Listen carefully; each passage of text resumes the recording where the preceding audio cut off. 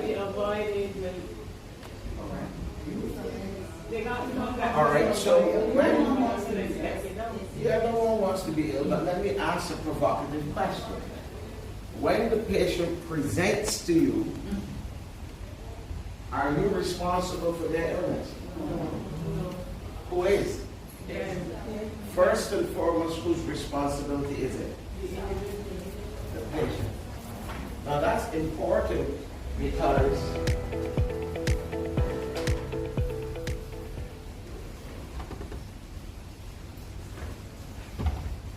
many times if we don't separate out responsibilities, we can jump in as Mr. Fix-It, Mrs. Fix-It, I can fix that. But if it's not yours to fix, you may be doing what you shouldn't, more than you should, and you may not be helpful. Hear that word? Helpful.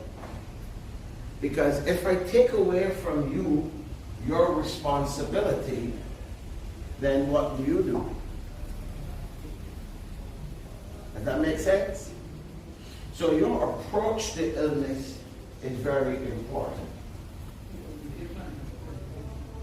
Talk to me, Miss Maureen. Well, that's why you're here. So talk.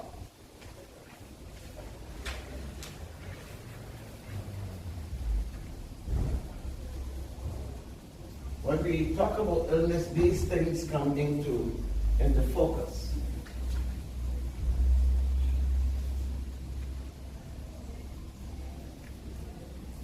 Right? Here's a quote in respect of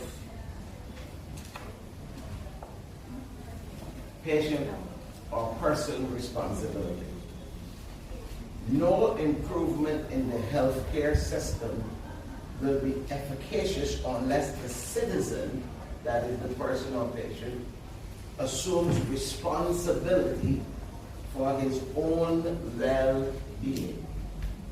There are substantial gains to be made in linking the individual citizen to the healthcare system through more sophisticated education. That's according to Professor Eli Ginsberg of Columbia University.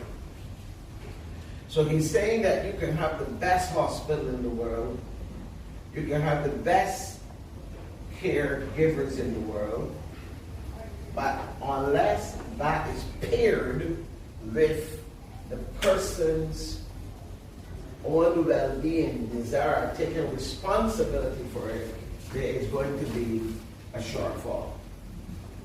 Okay? So it's important that this is recognized because together these things here have to do with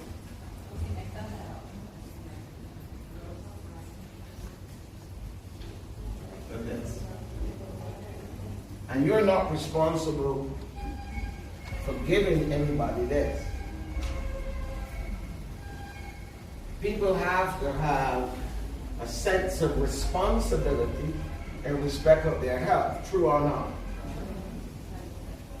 And you can get very impatient when, particularly pick on the diabetics, they come and present and you ask them, well, were you taking your medication? No. Were you following the dietary restrictions? No. That can impact your approach to that person, true or not. You hear someone saying, we'll go out there and eat what we like and do what we like, and we'll take the medicine, and when they say, doctor, now come here, expect me to create miracles for women? Huh? So now you are expressing out your frustration at them not taking this responsibility. So the question is, who's responsible for this? First and foremost, it must be the person. That can free you to take your clinical position.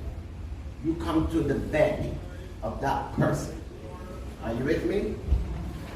It also empowers you to do what you are required to do rather than try to be Mr. or Mrs. Expensive. Yeah?